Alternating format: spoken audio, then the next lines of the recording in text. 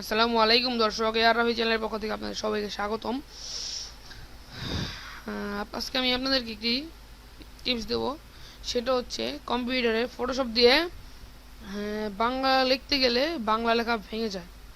তো সেই ক্ষেত্রে আজকে আমি আপনাদেরকে দেখাবো যে বাংলা লিখতে গেলে ফটোশপে বা ক্যামতাসিয়া মানে এরকম যাবতীয় কিছু সফটওয়্যার আছে যেগুলোতে বাংলা লিখতে গেলে ভেঙে যায়। কিন্তু আজকে আমি যে টিপসটি দেখাবো এই টিপসটির মাধ্যমে আপনারা এই ফটোশপ ক্যামতাসিয়া এগুলোর মধ্যে বাংলা লিখতে গেলে আর বাংলা লেখা আর ভাঙবে না। সো আগে একটি কথা বলে রাখি, আমার চ্যানেলটি যদি কেউ সাবস্ক্রাইব না করেন তবে এখনই সাবস্ক্রাইব করুন। সাবস্ক্রাইব করে সাবস্ক্রাইব বাটনের পাশে ঘন্টাটি বাজিয়ে দিন, তাহলে আমার প্রতিদিনের নতুন আপডেট সব আপনারা পেয়ে যাবেন। চলুন মূল কথা আসি। তো এখন বলছি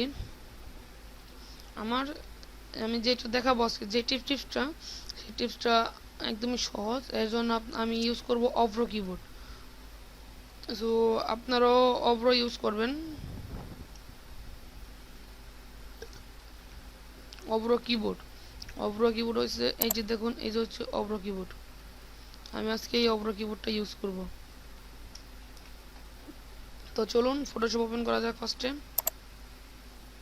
তো আমি ফটোশপ ওপেন করে আপনাদেরকে বাংলা লিখে ফার্স্টে দেখাবো। তো চলুন ফটোশপ ওপেন হচ্ছে, আর এখানে দেখাচ্ছে এই যে এটা হচ্ছে অভ্র কিবোর্ড। এটা মিনিমাইজ করে রেখেছি। এখানে আপনি F12 মানে দেখুন এখানে লেখা আছে, এই যে লেখা যে দেখতে পাচ্ছেন এখানে লেখা আছে Avro keyboard running system default keyboard mode press F12 to switch to Bangla. মানে এখানে F12 কি, মানে কিবোর্ডের F12 কি যদি আমরা ক্লিক করি তাহলে এটা বাংলা লেখা যাবে এটা দিয়ে। তো এখন চলুন আমি ট্রায়াল ভার্সন ইউজ করতেছি। তো চলুন আপনাদেরকে দেখানোর জন্য। সো এখানে আপনি একটি পেজ ওপেন করবেন। ধরুন আমি এটা ওপেন করছি, পেজটি ওপেন করলাম। এখানে বাংলা লিখবো। বাংলা লেখার জন্য আমি F12 প্রেস করলাম। তো চলুন এখন আমি বাংলা লেখার জন্য টেক্সটে ক্লিক করে টেক্সটটা লিখবো। তো চলুন লেখা যাক।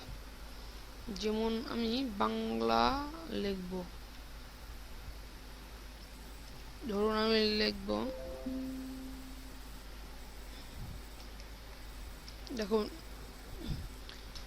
এখানে LEKH লেখা ভাঙ্গে না, দেখছেন লেখা কিন্তু ভেঙে গেছে। সো এটা আমি আপনাদেরকে দেখাবো যে কীভাবে এই লেখাটাকে ঠিক করতে হবে।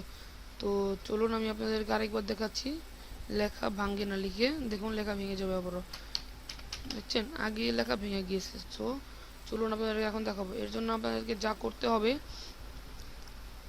এর জন্য মিনিমাইজ করে রাখছি ফটোশপ। তো এখানে যে দেখতে পাচ্ছেন এই যে অভ্র কিবোর্ডটি, যে অভ্র কিবোর্ড, তো এটাকে আমি এখন করব, এটাতে ক্লিক করবেন। অভ্রতে রাইট বাটন ক্লিক করে এই যে দেখতে পাচ্ছেন টুলসে ক্লিক করবেন। টুলসে ক্লিক করে যেখানে দেখতে পাচ্ছেন যে output as ANSI are you sure, এটা ক্লিক করবেন। সো আউটপুট আনসিতে ক্লিক করবেন। তো এখানে লেখা আসবে এই যে এখানে ইউজ আনসি অ্যান্ড ইউ এতে ক্লিক করবেন। তারপর আপনার ফটোশপে চলে যাচ্ছে। আবার ফটোশপে গিয়ে এই ফন্ট সিলেক্ট করবেন। দেখাচ্ছি এই যে ফন্ট সিলেক্ট করে নেবেন। ফন্ট এখানে আপনারা সিলেক্ট করবেন, এই যে দেখতে পাচ্ছেন সিয়াম রূপালী আনসি। এই সিয়াম রূপালী আনসি যদি আপনারা সিলেক্ট না করেন তাহলে কিন্তু আপনার বাংলা লেখা ঠিক মতো হবে না। সো আমি সিয়াম রূপালী আনসি সিলেক্ট করব। তো দেখুন আমি সিলেক্ট করে নিলাম সিয়াম রূপালী আনসি। তো এখন দেখবেন লেখা ভাঙবে না, লেখা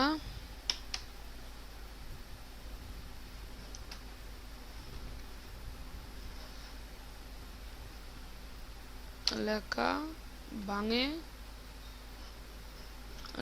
ভাঙে না, দেখেছেন লেখা ভেঙেছে, লেখা কিন্তু ভেঙে নি। তো চলুন আমি আপনাদেরকে আবার দেখাচ্ছি। আমি এটা ক্লোজ করে আবার ওপেন করে দেখাচ্ছি। তো চলুন আমি এটা ক্লোজ করে দিলাম, আমি আবার ওপেন করছি ফটোশপ। দেখুন আমি এখানে এই যে সিএম রূপালী আমার আনছি, এটা একবারে সিলেক্ট হয়ে রয়েছে। সো চলুন আমি আবার পিকচারটা ওপেন করবো। দেখুন আমি আবার আপনাদেরকে লিখে দেখাচ্ছি। সরি, বাংলার অপশন আমি দিইনি অবশ্য। এই যে লেখা লেখা লেখা ভাঙে না, দেখেছেন তো লেখা কিন্তু ভাঙেনি। তো আপনারা যদি এই পদ্ধতিতে ইউজ করেন তাহলে আপনারা বাংলা লিখতে পারবেন। ফটোশপ ক্যামটাস এসব সফটওয়্যারে বাংলা লিখে মানে ভিডিও এডিট করার সময় বাংলা লিখতে পারবেন।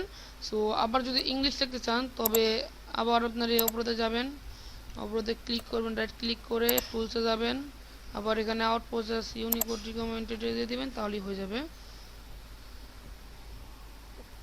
তো দর্শক আজকের মতো এই পর্যন্তই। ভালো থাকবেন, সুস্থ থাকবেন, ইনশাল্লাহ। আল্লাহ হাফেজ।